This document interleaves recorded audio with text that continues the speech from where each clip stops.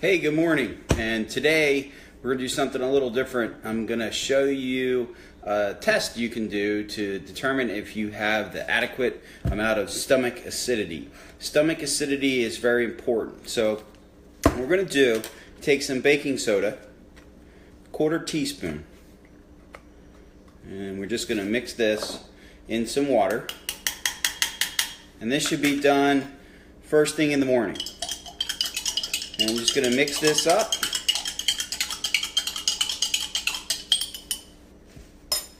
And drink it down.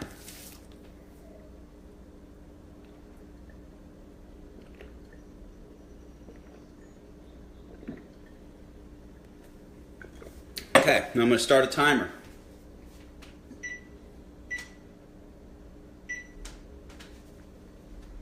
So, within 5 minutes of drinking that formula, that concoction, first thing in the morning, you should start to notice burping and belching.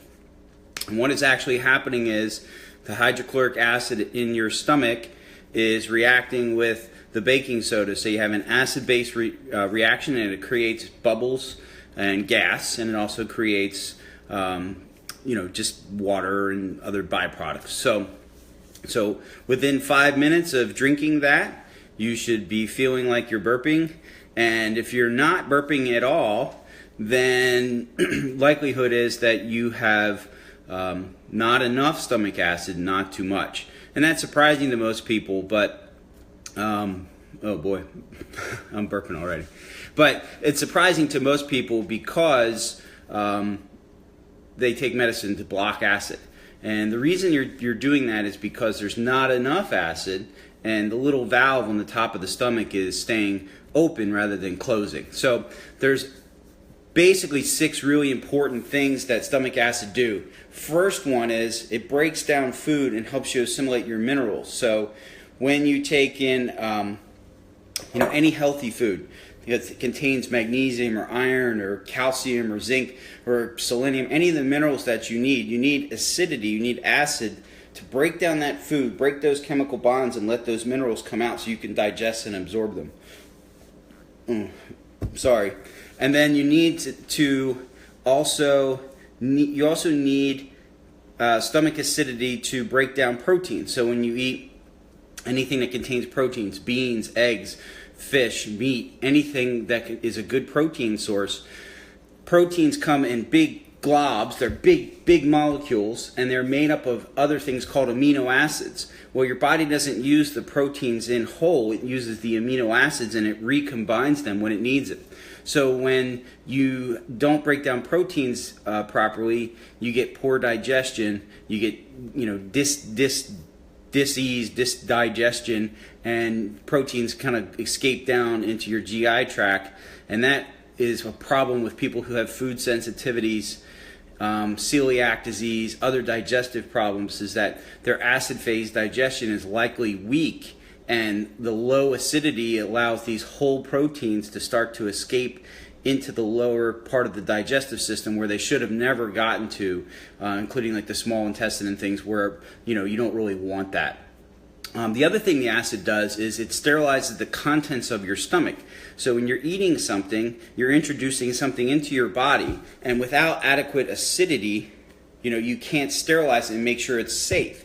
So bacteria, little microbes, organisms, other things that might be present with that high acidity, you can neutralize and kill them. And that's why dogs and carnivores that can eat dead animals laying on the side of the road, because they have such a very short digestive tract and a very high amount of acidity in their stomach, and they can kill and neutralize all those organisms.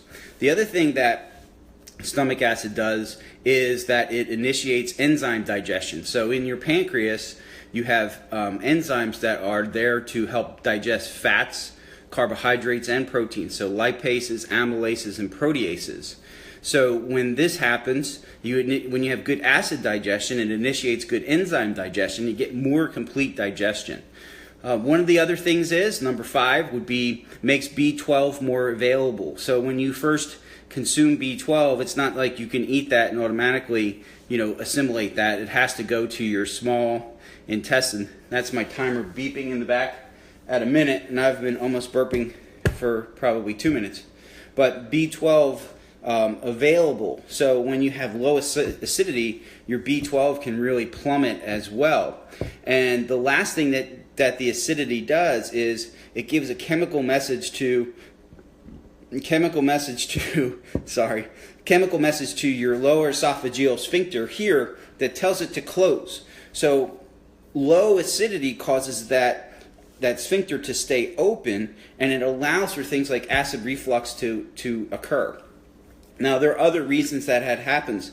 Hiatal hernia, which is mechanical, where that starts to ride up into your diaphragm, and you get this mechanical stress.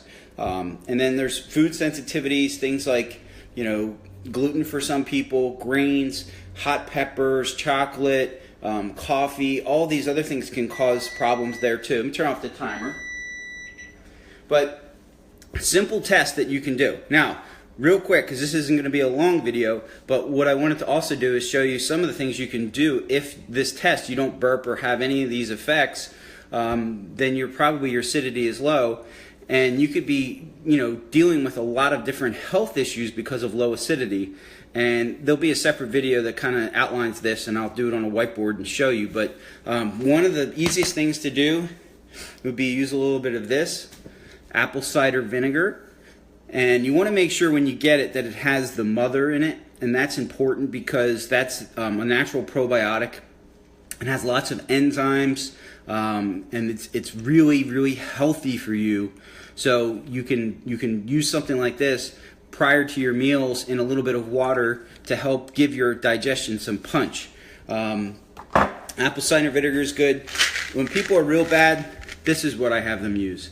I realize this is probably backwards, but it's betaine HCl. And one of the important things I included here is pepsin, which is one of the proteases that helps break down proteins. And there's a protocol that we have for this that is to help restore your natural stomach acidity. Now, there are other things too. There are herbs, bitters, and other types of things that help stimulate good digestion and stomach acidity. And it's important that you have stomach acid. I think in modern medicine now, it's very simple. We just write prescriptions for Prilosec or Zantac or Tagamet or whatever there is now, and we just knock it down, and then we deal with the consequences later. Now they're linking low acidity and these medications to conditions like Alzheimer's, but it's been, for a long time, strongly related with different anemias, osteoporosis, just a handful of other maladies, because you need that stomach acidity. There's even things about people having asthma that have low stomach acidity, and that goes into the 1800s. So this is not a new thing. It's not a new way of looking at it. It's an old way of looking at it, minus the modern pharmaceuticals that just basically dismantle your acid pumps in your stomach. Yeah, it can preserve your esophagus if you're getting constant acid erosion there, but there might be better solutions in terms of the way you eat, watching things that you're sensitive to, eating smaller meals, timing meals better, dealing with acid reflux in the sense of using some of these acid boosting things to help digest, taking smaller meals. So there's a lot of different other things to do, but it's not really, this video is not really about that. It's really about a simple test. So there it is again. 8 ounces of water, 1/4 teaspoon baking soda, mix it up, drink it, set a timer. If you don't burp, belch within 5 minutes, you have low stomach acidity, and it's something that you're going to need to address. Thank you. Oh yeah, one more thing. If you like these videos, if you're getting value from them, like them and share them, because likely somebody can be helped by these. So we try to get information out. I know information isn't the answer for everything, but education helps, and we want to enable people and empower people to improve their own health. So that's it. See you later from my kitchen. Bye.